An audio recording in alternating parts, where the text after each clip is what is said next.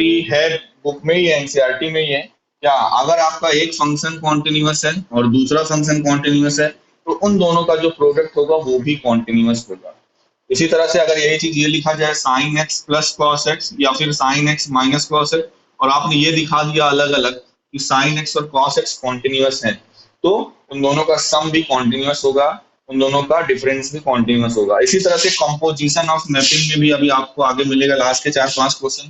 Composition पर based में क्या, एच कंपोजिट जी, मान लो दो फंक्शन है, एक फंक्शन है एच एक्स और एक फंक्शन है जी एक्स।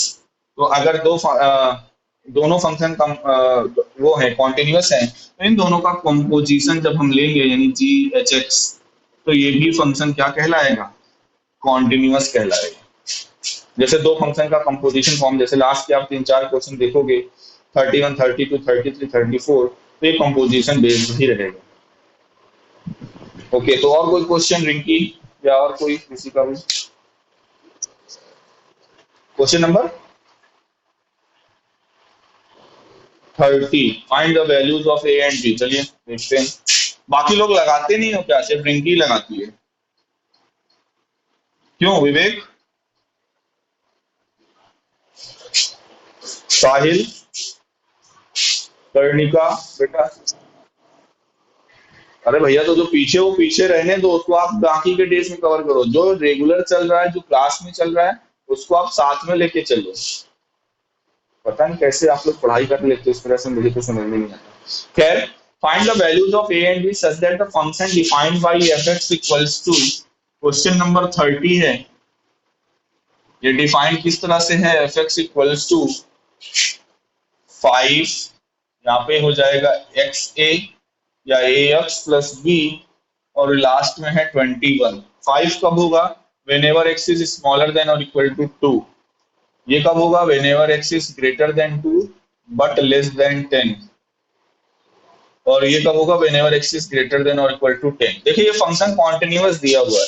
क्या बोला जाएगा, given find the values of A and B such that the function defined by this is a continuous function. तो फिर देखिए यही बात, एंड पॉइंट्स अगर आप देखिए कहां पर डेफिनेशन चेंज हो रही है, ये 2 पर यहां पर चेंज हो रही है और 10 पर यहां पर चेंज हो रही है। तो यही 2 पॉइंट है हमारे लिए। अगर फंक्शन को, पहली बात तो फंक्शन को दे ही दिया है कॉन्टिन्यूअस है, पूरे जहां जितना भी इंटरवल दिया गया है सभी में ये फंक्शन क्या है, कॉन्टिन्यूअस है। तो ए और बी की वैल्यू निकालो। तो हम किस किस पॉइंट को लेकर चलेंगे, 2 को लेंगे और दूसरा 10 को लेंगे, क्योंकि इन्हीं पर वैल्यूज फंक्शन की डेफिनेशन क्या हो रही है, चेंज हो रही है। तो पहले हम किस पर ले रहे हैं कॉन्टिन्यूटी, क्योंकि ये दिया हुआ है जो फंक्शन क्या है, suppose to x equals to 2 पर कॉन्टिन्यूअस है। आपको पता है कि यहाँ पे अगर डिसकॉन्टिन्यूटी होती तो सिर्फ 2 ही पॉइंट होता डिसकॉन्टिन्यूटी का, या तो 2 या तो 10। तो दोनों में, और ये दिया हुआ है कि ये दोनों में क्या है, कॉन्टिन्यूअस है। तो x इक्वल्स टू 2 ले रहे हैं बच्चों, तो हमें मिलेगा क्या, अगर हम यहाँ पे लिमिट निकालें, limit x tends to 2 minus of, आप डायरेक्टली बताइए, मैं ये LHL निकाल रहा हूँ 2 पे, वैल्यू क्या होगी 2 के लेफ्ट में, फंक्शन की लिमिट क्या होगी 2 के लेफ्ट में, डेफिनेशन यही है। तो हम सीधा सीधा 5 लिख दें, किसी को कोई प्रॉब्लम?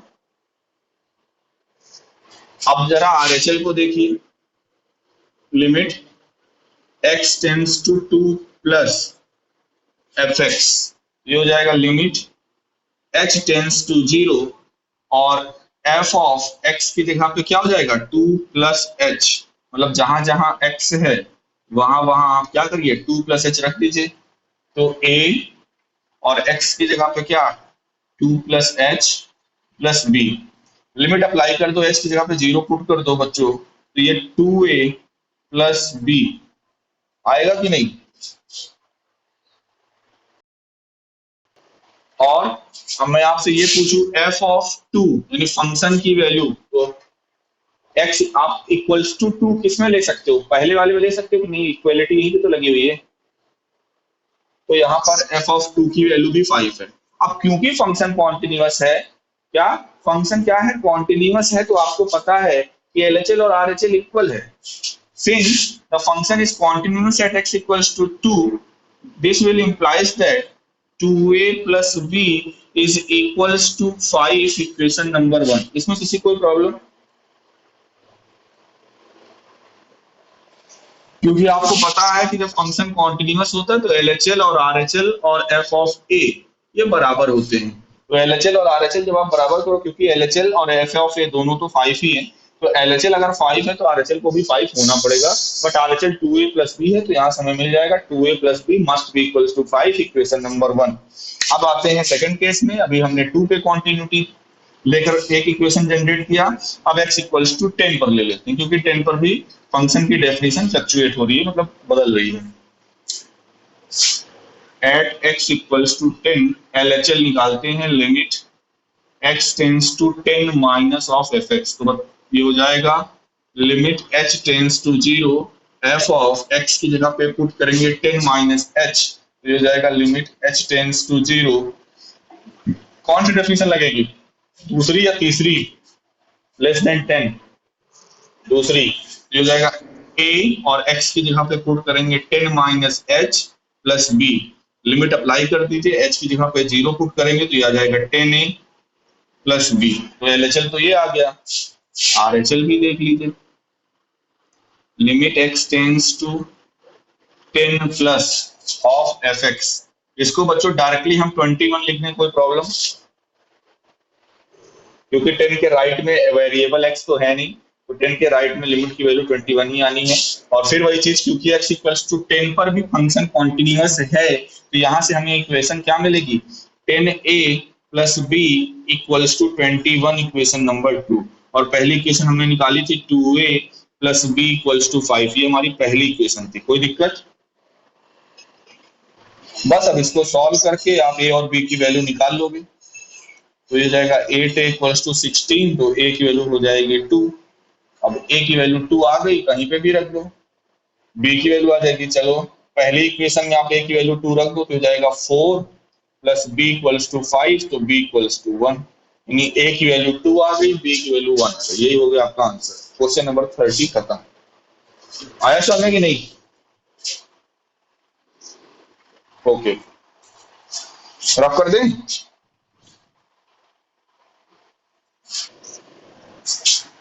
और कोई क्वेश्चन?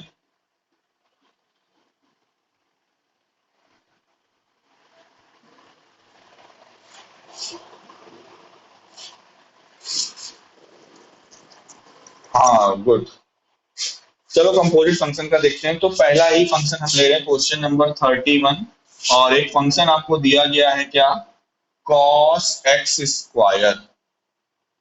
cos x स्क्वायर आपको ये प्रूफ करना है, प्रूफ दैट या show that the function defined by this is a continuous function. यहाँ पर पहली चीज तो अपने से आपको एक डेफिनेशन बनानी पड़ेगी, अपने से आपको डेफिनेशन बनानी पड़ेगी। क्या? कंपोजिशन के लिए h और g आपको डिफाइंड अपने से करना पड़ेगा। तो जैसे मैं यहाँ पर क्या कर रहा हूँ, let h of x B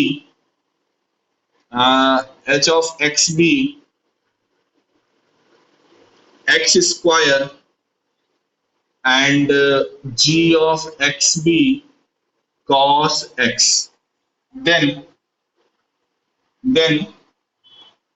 h composite g of x।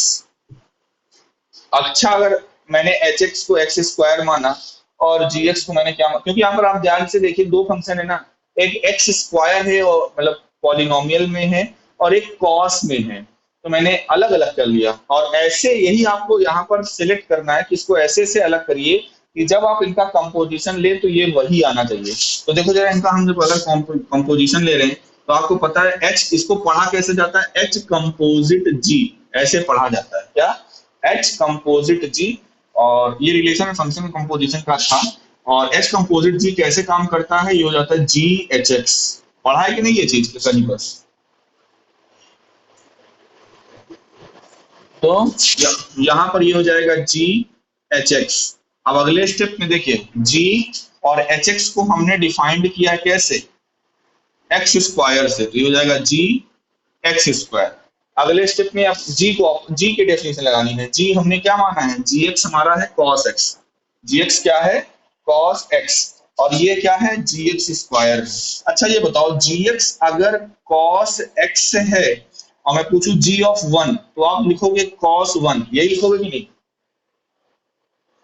अगर मैं पूछूं जी ऑफ 2, जी ऑफ टू, तो आप लिखोगे cos 2। यानी अगर आप ध्यान से देखें तो चेंज क्या हो रहा है कि जो वैल्यू यहाँ पर लिखी जा रही है वो वैल्यू यहाँ पर cos के साथ जो x है उसकी जगह पे रिप्लेस हो रही है। तो यहाँ पर भी देखो, यहाँ पर अगर मैं पूछूं g ऑफ x स्क्वायर तो ये होगा cos ऑफ x स्क्वायर। और हमारा जो ओरिजिनल फंक्शन था बच्चों वो यही था कि नहीं, cos ऑफ x स्क्वायर।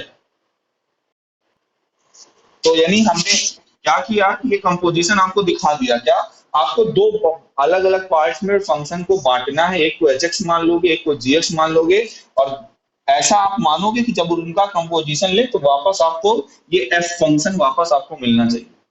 ठीक है, ये मिल गया, हमने आपको दिखा दिया। अब हमारा यहाँ से क्वेश्चन क्या है, अब आपका क्वेश्चन बट गया। आपके पास दो फंक्शन है एच एक्स और जी एक्स, और आपको इसको कॉन्टिन्यूअस दिखाना है। इसको एक बार एच एक्स को कॉन्टिन्यूअस दिखाना है एक्स स्क्वायर जो कि डिफाइंड है, और एक बार आपको कॉस एक्स को डिफाइन करना है, कॉन्टिन्यूअस दिखाना है। आपने अगर इसको कॉन्टिन्यूअस दिखा दिया, इस पे दिखाएंगे, किसी भी रियल पे दिखा दो, सी बिलोंग्स टू आर, किसी सी पे दिखा दो, सी बिलोंग्स टू आर पे, इसको भी कॉन्टिन्यूअस दिखा दो, इसको भी कॉन्टिन्यूअस दिखा दो, और दो फंक्शन कॉन्टिन्यूअस तो उनका कंपोजिशन भी कॉन्टिन्यूअस होता है, इस वजह से आपका फंक्शन भी कॉन्टिन्यूअस हो जाएगा। तो कुल मिला के अब आपका क्वेश्चन कन्वर्ट हो गया, इसको और इसको कॉन्टिन्यूअस दिखाना है। कर लोगे? अभी जैसे रिंकी ने स्टार्टिंग में इसी से तो रिलेटेड कॉन्टिन्यूटी पूछा था कि सर इसको कॉन्टिन्यूअस कैसे दिखाएं, तो तुमने जैसे इसको कॉन्टिन्यूअस दिखाया ही हुआ है तो प्रोसीजर पता है। पॉलिनोमियल को कैसे कॉन्टिन्यूअस दिखाना है, आप डायरेक्टली इसमें मत लिखना we know that every polynomial we are continuous. आप करो क्या, यहाँ पे लिमिट ले लो, limit x tends to c of x square, तो जब लिमिट रखा तो c स्क्वायर आएगा, और h ऑफ c निकालोगे तो h ऑफ c भी c स्क्वायर आएगा। अब या तो इसको आपको लेफ्ट और फंक्शन जो है कॉन्टिन्यूअस हो जाएगा, या इसी को आप चाहो तो left hand limit right hand limit करके कर लो। तो जब लेफ्ट हैंड लिमिट लोगे तो limit x tends to c minus X square लिखोगे, तो ये अगले स्टेप में हो जाएगा लिमिट x टू जीरो, और जहां पे x स्क्वायर हो जाएगा c माइनस एच का होल स्क्वायर। यही हो जाएगा कि नहीं बच्चों? अब फिर चाहे फिर जीरो रख दो h की वैल्यू तो आएगा तो वही, ये LHL आ गया। अब प्लस करके करोगे तो यहाँ प्लस आ जाएगा, फिर सी स्क्वायर आ गया, RHL आ गया, यानी लिमिट की वैल्यू सी स्क्वायर और एच ऑफ सी भी सी स्क्वायर ही होगा, इसका मतलब कॉन्टिन्यूअस हो गया। इसी तरह से आप जीएक्स को भी कॉन्टिन्यूअस दिखा लो, दोनों कॉन्टिन्यूअस हो गया। तो बस आपको एक लाइन ये लिखना है, since we know that composition of two continuous function is a continuous, क्या we know that composition of two continuous function is a continuous function, therefore we here H composite G which is equals to F be a continuous function। Proof हो गया, आया समझ में?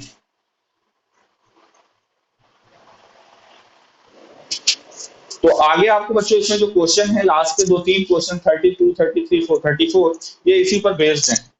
अगला जैसे है mod of cos x, बस आपको मेन दिक्कत इसी में आएगी h किसको माने g किसको माने। जैसे अगला है मॉड ऑफ cos x, इसमें बताइए hx क्या लें gx क्या लें?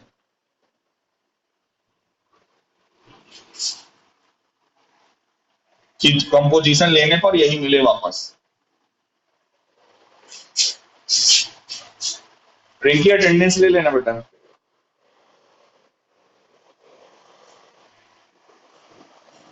बताइए यहाँ पे एच एक्स क्या लेंगे आप,